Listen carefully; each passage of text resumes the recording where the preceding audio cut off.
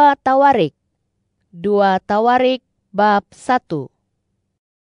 Salomo anak Daud memperkuat kedudukannya dalam kerajaannya, dan Tuhan Allahnya menyertai dia serta membuatnya sangat agung sekali. Salomo berbicara kepada seluruh Israel, kepada para pemimpin pasukan 1000 dan pasukan 100, kepada para hakim, serta kepada semua pemimpin di seluruh Israel, yaitu para ketua kaum keluarga. Lalu bersama seluruh jemaah itu, Salomo berangkat ke bukit pemujaan di Gibeon. Karena di sana ada kemah pertemuan yang dibuat Musa, hamba Tuhan itu, di gurun. Tabut perjanjian Allah memang telah diangkut oleh Daud dari Kiryat Yarim ke tempat yang disediakan Daud untuk itu, karena dia telah membentangkan kemah untuk tabut itu di Yerusalem. Namun demikian, mazbah daripada gangsa yang dibuat oleh Bezaliel, anak Uri, anak Hur, masih ada di sana, di depan kemah suci Tuhan. Maka kesanalah Salomo dan jemaah itu pergi mencari petunjuk Tuhan. Di sana, di hadapan Tuhan, Salomo mempersembahkan 1000 korban bakaran di atas mazbah gangsa yang ada di depan kemah pertemuan itu. Pada malam itu, Allah menampakkan diri kepada Salomo dan berfirman, "Mintalah apa yang kau ingin kukurniakan kepadamu." Kata Salomo kepada Allah, "Engkau telah menunjukkan kasih yang besar kepada Daud ayahku, dan engkau telah mengangkat aku menjadi raja menggantikannya. Sekarang, ya Tuhan Allah, kiranya janjimu kepada Daud ayahku diteguhkan, kerana engkau telah mengangkat aku menjadi raja atas umat yang besar bilangannya seperti debu tanah. Berilah aku sekarang kebijaksanaan dan pengetahuan, supaya aku dapat menangani ini dan itu sebagai pemimpin umat ini. Kerana siapakah yang dapat memerintah umatmu yang besar ini?"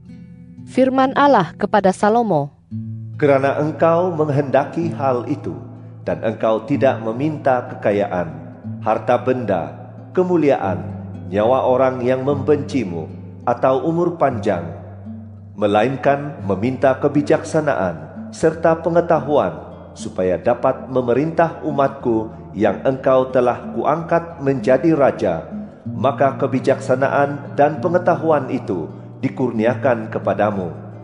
Selain itu, kukurniakan juga kepadamu kekayaan, harta benda, dan kemuliaan yang belum pernah dimiliki raja mana-mana pun sebelum engkau, dan tidak akan dimiliki seorang pun sesudah engkau."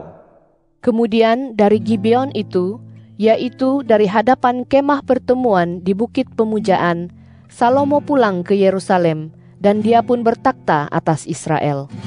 Salomo mengumpulkan rata dan pasukan berkuda. Dia mempunyai 1.400 buah rata dan 12.000 orang pasukan berkuda yang ditempatkannya di kota-kota rata dan juga di Yerusalem bersama-sama raja. Raja membuat perak dan emas di Yerusalem sama seperti batu kerana banyaknya, dan pokok aras sama banyaknya seperti pokok ara yang ada di dataran rendah. Kuda untuk Salomo dibawa masuk dari Mesir dan dari Kewe.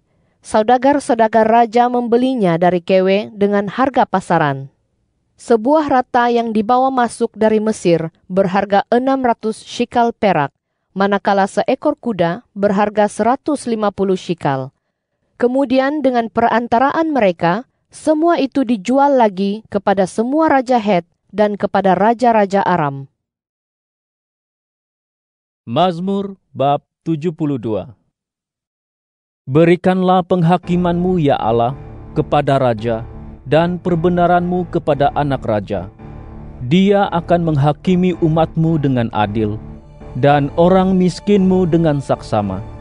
Gunung ganang akan membawa kesejahteraan kepada umat, dan bukit membawa hasil kebenaran. Dia akan membawa keadilan kepada umat yang miskin. Dia akan menyelamatkan anak-anak sesak dan akan menghancurkan penindas. Mereka akan takut kepadamu, selagi ada matahari dan bulan, turun-temurun, zaman berzaman.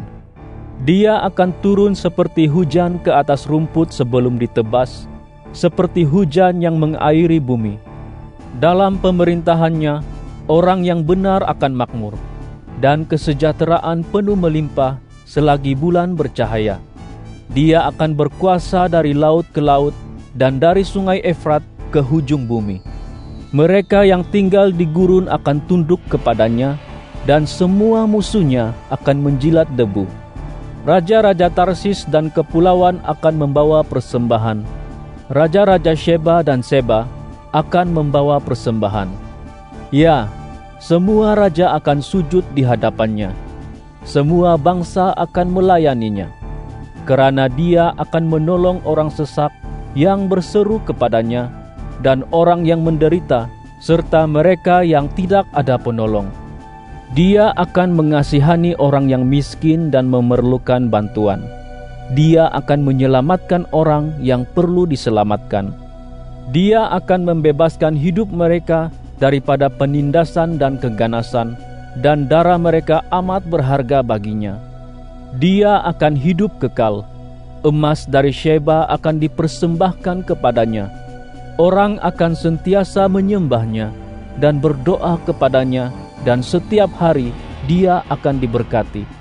Tanaman biji-bijian akan subur dan makmur hingga ke puncak gunung. Buahnya melambai-lambai seperti di Lebanon, dan penduduk kota akan bertambah seperti rumput di bumi. Namanya akan kekal selama-lamanya.